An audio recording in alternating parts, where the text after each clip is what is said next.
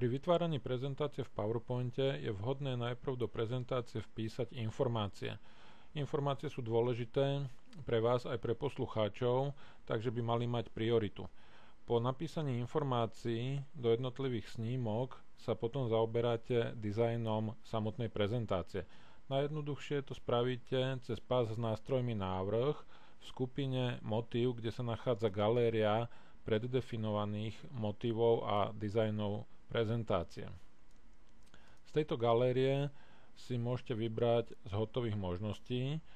Funguje samozrejme živá ukážka, takže presúvaním sa myšou cez jednotlivé ukážky v galérii sa mení aj zobrazenie prezentácie. Čiže stačí vybrať ten, ktorý vám najlepšie vyhovuje. Kliknutím sa automaticky zmení celá prezentácia. To znamená, na každej jednej snímke sa doplňa grafické prvky, ak sú tam, zmenia sa odrážky, nadpisy a ďalšie možnosti.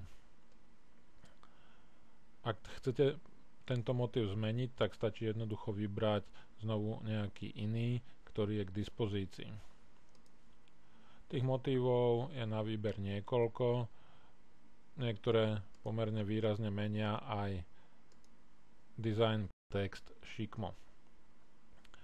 Okrem štandardného výberu môžete s motívmi pracovať aj tak, že upravujete ich farby, čiže na páse s nástrojmi návrh vyberiete nejaké preddefinované skupiny farieb, ktoré potom následne takisto menia celý dizajn prezentácie.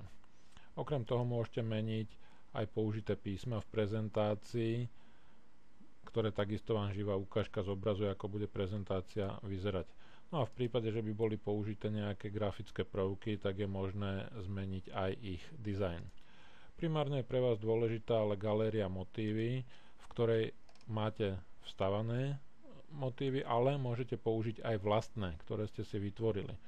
No a tie vlastné motívy spravíte vlastne tak, že upravíte celú prezentáciu v predlohe snímky, cez pás s nástrojmi zobraziť predloha snímky. No a pridáte rôzne grafické prvky, upravíte celý dizajn, no a v galérii motívov vyberiete uložiť aktuálny motív. Motívy sa štandardne ukladajú do priečinku používateľa, pomenujete si ho ako potrebujete, súbor má koncovku THMX, no a následne tento motív je potom použiteľný aj v ďalších prezentáciách.